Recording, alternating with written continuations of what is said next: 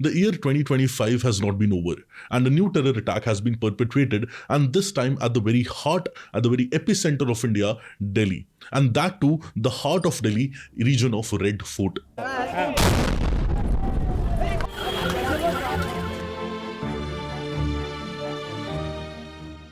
फिर यहाँ पे साइड में हमने देखा इंसान का हाथ पड़ा हुआ पूरा फटा हुआ, फिर आगे उस साइड देखा तो फेफड़ा पड़ा हुआ इंसान का। कुछ टाइम ऐसा लग रहा था कि हम कुछ पल में और दूसरा धमाका हुआ था, हम मरने वाले हैं।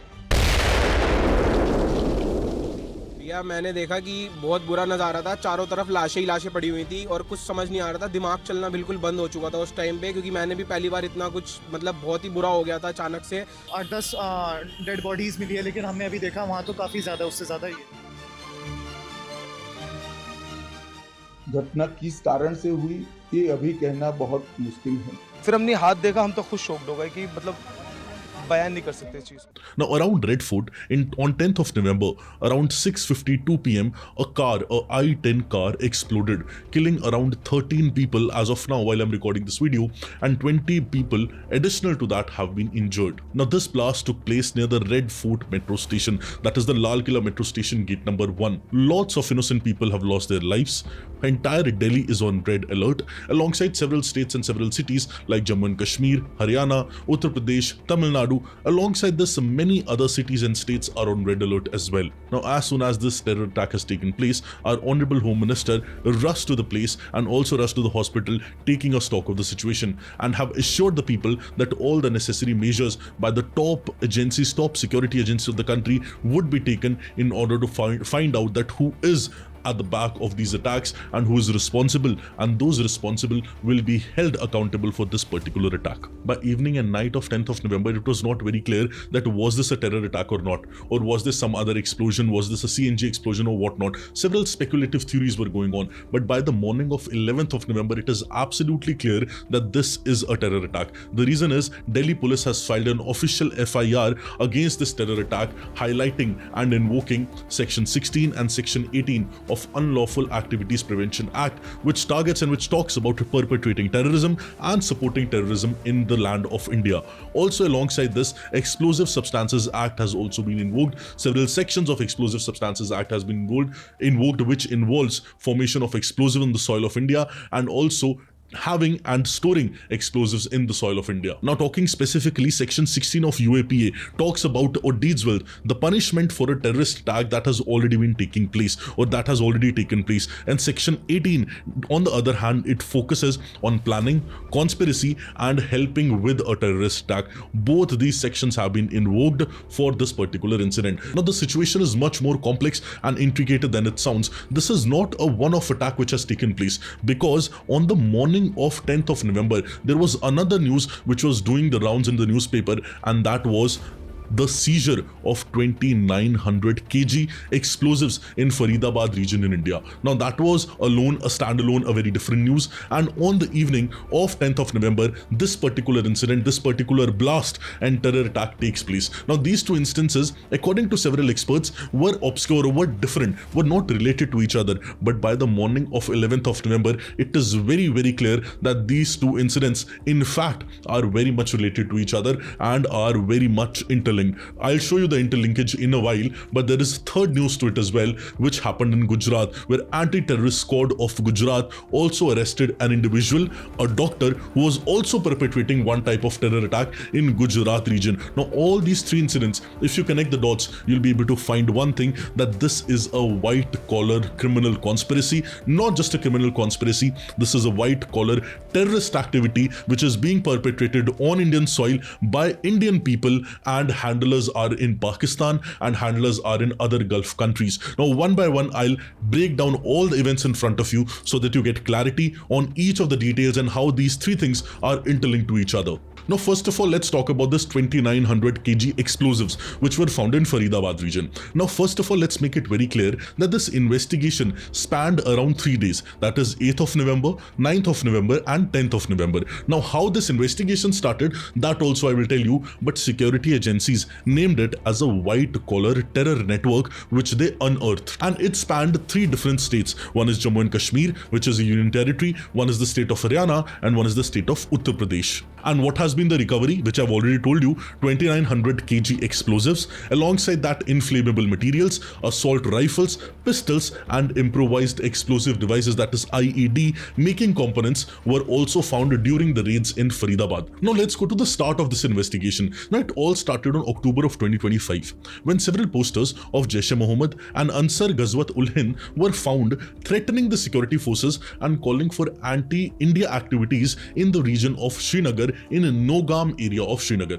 Now these posters were found targeting security forces and were against India and perpetuating anti-India activities. Now investigation started that who was putting up these posters. Now while the J&K police was trying to find that who was against publishing these posters and who was against pasting these posters, J&K police filed an official FIR, and that FIR invoked the UAPA again, Unlawful Activities Prevention Act, and also Explosive Substances Act and Arms Act were also invoked. And that is when J&K police started tracking these radicalized individuals. Now while J&K police was probing this angle of posters being pasted against security forces and anti-India activities, they found out one person named as Dr. Muzammil Shakil, a 35-year-old doctor, came under the radar of police.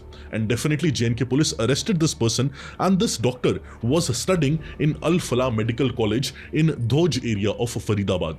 Again, for 3 years he had been studying there. So J&K police and Faridabad's crime branch together, they went for this mission and arrested Dr. Shakil. Now this led the investigators to even wider network of radicalized white-collar individuals who have been working underground in order to perpetuate terror against India. Now this particular group was using encrypted communications and also logistics, and funds were being raised through academic and social fronts disguised as charitable trusts and charitable causes, which is very important for us to understand over here. Now during Shakil's interrogation, a lot of integral disclosures were made, and based on those disclosures, multiple raids were held in the region of Faridabad. And on November 8th, which is just few days back, police recovered a Krinkov assault rifle with 3 magazines alongside 83 live cartridges, a pistol with 8 rounds and an additional ammunition. On that particular day, all these things were recovered in Faridabad region. And the following day, that is on 9th of November, one day before this Red Fort attack, on 9th of November, the police raided again some places, some rented places, 2 rented houses in Faridabad region. Now that rented accommodation was in Dahuj Fatehpur Taga Road. Now in that raid, around 358 kg of ammonium nitrate and explosive chemicals were found. Now ammonium nitrate is a chemical substance used for formation of bombs.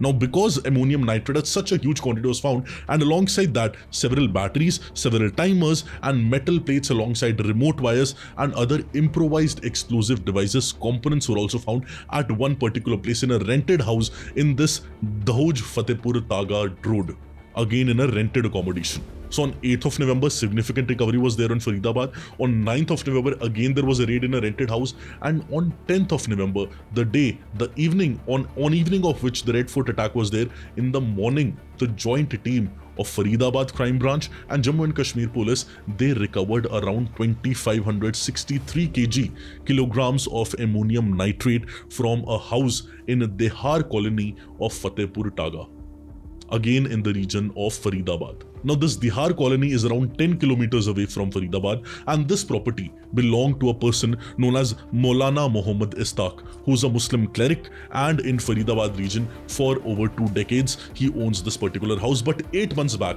he has rented out this house to different people, and one person amongst them was Dr. Shakil, who was arrested on October of 2025. So 8 months back, this house was rented to Dr. Shakil, and definitely what police suspected was very much clear, that all these ammonium nitrate and chemicals were being used to make explosive devices for high intensity targets in different cities in India. Now several experts are saying that when this ammonium nitrate is mixed with fuel oil or other accelerants, it can create a massive blast which is capable of even demolishing buildings or different vehicles. And one thing would be resonating to you, that this is the same kind of blast which happened on the evening of 10th of November alongside Red Fort. Now, this joint operation by Jammu and Kashmir Police and other security agencies involving Haryana and Uttar Pradesh was a very massive one. This is not a very amateur operation. And by the way, this operation being conducted by these white-collar criminals or white-collar terrorists was also not a very amateur one. These people knew the kind of explosives they are dealing with, and these people knew the extent of damage also these explosives could have done if they were put into use in any of the cities in any of the areas in India, which is why a catastrophic terror attack was prevented after seizure of these particular explosives. And around 7 people have been arrested till now in this white collar terror link, and amongst them 2 are doctors. And one prominent name alongside Dr. Shakil is one Dr. Adil Radar of Vanpura, Kulgam. Now, this name is very, very important because please keep this name in mind, because still now I've just explained you one situation that this 2900 kilograms of ammonium nitrate have been found in Faridabad region. That is one set of news. But on the evening of November 10th, attack alongside Red Fort takes place, killing around 13 people and injuring around 20 people. Now, this attack, many people believed was a lone wolf attack, was a very separate attack than this one, or was a very separate attack from this news which came on the morning of 10th of November. But let me tell you very clearly, by now 11th of November, it is very clear that these two things or these two news pieces are very much interlinked and interrelated. I'll tell you how. Now, one suspect, according to several sources which has come forward, is Dr. Umar Mohammed. Now, I told you these two things are interlinked. Now, this Dr. Umar Mohammed, who was in the car in this I-20 when this blast happened, because of this I-20 alongside the Red Fort, alongside Lal Killa, Dr. Umar Mohammed is very much linked to this terror module which was busted in Faridabad region on the morning of 10th of November. So on the morning of 10th of November, you see the series of events, and now you'll be able to connect it very properly. On the morning of 10th of November, this terror nexus in Faridabad region gets busted. Now, after this, Dr. Umar Mohammed, who was an associate of Dr. Adil, who got arrested on October of 2025, he got panicked. Umar Mohammed got panicked, and on the same evening, he perpetrated this Fidayeen-style terror attack alongside Red Fort. Now, Dr. Adil is still under arrest by the J&K police. Now, Dr. Adil, based on whose inputs, November 8th, November 9th and November 10th, seizures were made of explosive devices and explosive chemicals. Based on his inputs, after he got arrested, all these seizures were made of all these explosives, and by the evening of 10th of November, Dr. Umar Mohammed made sure that he was in the car, which led to this massive explosion, killing around 13 people. So this is the linkage between these two events. Now, first of all, understand that these are doctors. These are not very naive people. These are not poor people. Now, these are proper doctors who were studying and working in Al Falah Medical College in Faridabad. First thing is that this Al Falah Medical College in Faridabad needs to be investigated, especially the regions where in this Faridabad region where these explosive devices are found. And definitely the news is that more than 1,000 police personnel have been deployed as of morning of 11th of November in these places, and massive raids are ongoing, and several dozens of people have been arrested as of now. Definitely the investigations are going on, but one very important thing to note here is that these people were doctors. These people were not naive people. These people were not poor people who could be radicalized very easily. These people were educated people who were definitely radicalized, who were perpetrating these terror modules, who were framing these terror modules on the soil of India. And also these people are Indians, by the way. These people most probably would be born in Indian soil, would be born in Kashmir region or different other regions of India, but they have been radicalized by the handlers who are living in Pakistan, who are living in the other Gulf countries, other Gulf regions, which is why this is a very problematic situation. Today morning itself, I was listening to one retired army officer. He was saying that we are able to secure the border very efficiently. RDX today is not crossing the border from Pakistan to India. It's not coming from Pakistan to India, but today the threat is internal. The nature of warfare has changed. Now, the external actors are deploying internal insurgents in order to attack India and cut India to 1,000 pieces. This is the real threat to Indian soil. This is the real threat to Indian sovereignty, and this is the real threat to India's integrity and security. Because see, borders you are able to secure. See, army is able to manage the border properly.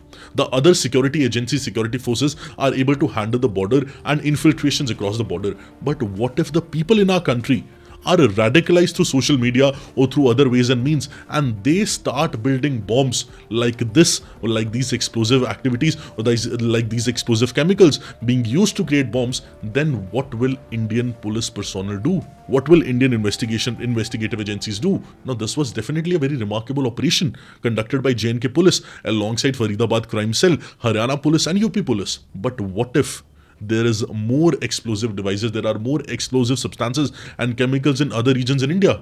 And definitely there would be the case, that would be the case. And now they would be in hiding after this particular news is doing the rounds. Now these people who were planning these terror attacks, most of these people would go to hiding. But this is the most important, integral and significant security threat to India and its people. We definitely need to take proper stringent measures and actions against these people. Special interrogations and very intense interrogations needs to be done for all the individuals who have been arrested so far, and the wider white collar terror link needs to be found, needs to be investigated thoroughly, so that these educated radicalized people who are spread across different colleges. We don't know how many medical colleges are filled with people like this, how many medical colleges, how many engineering colleges, how many MBA colleges, or how many universities are filled with people like this. We need to investigate this very, very thoroughly. Our supreme investigative agencies, National Investigation Authority, NIA, alongside several crime branches of different state polices, need to work together in coordination and sync in order to find out who is against this massive, wider terror crime nexus, and the perpetrators need to be hanged, need to be given stringent punishment, so that any such activity can never happen in future on Indian soil. Now, if you remember clearly, I told you there is a third linkage to it as well, which has right now not been coming to the forefront, but it might come to forefront in future. Now, while this investigation was going on against this explosive devices or explosive chemicals of 2900 kilogram found in Faridabad region, in the same evening, Red Fort blast took place. While this was going on the same day itself, afternoon, there was another news coming from Gujarat. Now, Gujarat anti-terrorist squad recently on that day itself arrested 3 terrorists. Now, these 3 terrorists, one amongst them who's again a doctor, were planning a ricin poison attack. Again, a new form of terror attack, a large-scale terror attack using weapons and toxic chemical agents. And that toxic chemical agent is none other than ricin. Now, this ricin is a very, very toxic chemical agent. If mixed with your food, will lead to death of massive number of people in no time. And this is also the news of the same day, that is 10th of November 2025. So on one single day, 3 types of terror linkages, threat to national security of India, are found out by polices in different regions. 1, a terror attack, a bomb blast, which takes place in the region of Delhi, in the heart of Delhi, that is alongside Red Fort. In the morning itself, in Faridabad region, J&K police and Faridabad crime cell, Faridabad crime unit, they unearthed a very important, a very integral terror nexus. That is one. Other than that, this third anti-terrorist squad in Gujarat arrests 3 individuals. One amongst them again is a doctor, planning a ricin terror attack, and they have been investigating the food markets in that particular region since the last 6 months in order to again perpetrate this particular terror attack. Again, this was prevented by anti-terrorist squad in Gujarat. What we need to find here is that since the last 2-3 decades, India has been a victim of terrorism. And most of these terrorist activities are perpetrated by one state-sponsored terrorism, that is Pakistan, whose official doctrine is to bleed India to 1,000 cuts. Now, in this case, we need to make sure that our national security is supreme, our national security is stringent, and it is the most secure in the world.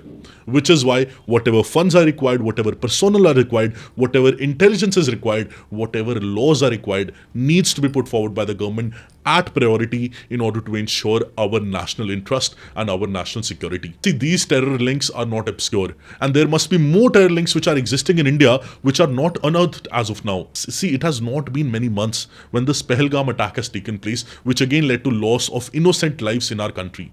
Alongside that, in the last 2 decades, whether it be the Parliament attack of 2001, whether it be 2008 attack of Mumbai, whether it be Pulwama attack, whether it be Pahalgam attack, whether it be Udhampur attack, any of the attacks which have been taken place in India, the cause is just one, the perpetrator is just one, that is the terrorists involved in Pakistan, living in Pakistan, and being shielded by ISI of Pakistan, and plus the army of Pakistan. What we need to do is ensure that we maintain safety, we maintain order and law in our own boundaries, and we give a very punishable and we give a very stringent, strong, a calculated answer to those who are against this particular attack. Right now, thorough investigations are going on, and National Investigation Authority and several state police departments have been raiding multiple areas across Jammu and Kashmir, across UP, across Faridabad region, and these raids will go on for the days to come. But what we must not forget is this changing nature of warfare, that is this white collar terror linkage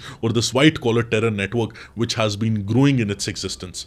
See, Naxalism also, if you remember, was earlier in the form of traditional warfare, but now it is urban Naxalism. Similarly, terrorism also initially was border to border terrorism, but now it is not from infiltration of the border. Now it is homegrown terrorists who have been handled or who are being handled by external actors, people from Pakistan, people from Gulf countries. So our response to it also needs to be calculated, also needs to be renewed, also needs to be a very strong one. So these sleeper cells, overground workers, Fidayeen attackers who are working on the soil of India, they should be very well made aware that such kind of terror attack won't be tolerated. Laws like UAPA will be used, Explosive Substances Act will be used, stringent measures will be taken against them. Alongside that, our authorities, National Investigation Authority, will do 110% what is required in order to stop any such attacks in future, and also to break this nexus of urban terrorists. I hope you were able to connect the dots and able to link these three particular instances into one and able to see our national security as one single common unit. Stay safe, stay protected, and be vigilant. All the very best and have a good day. Thank you.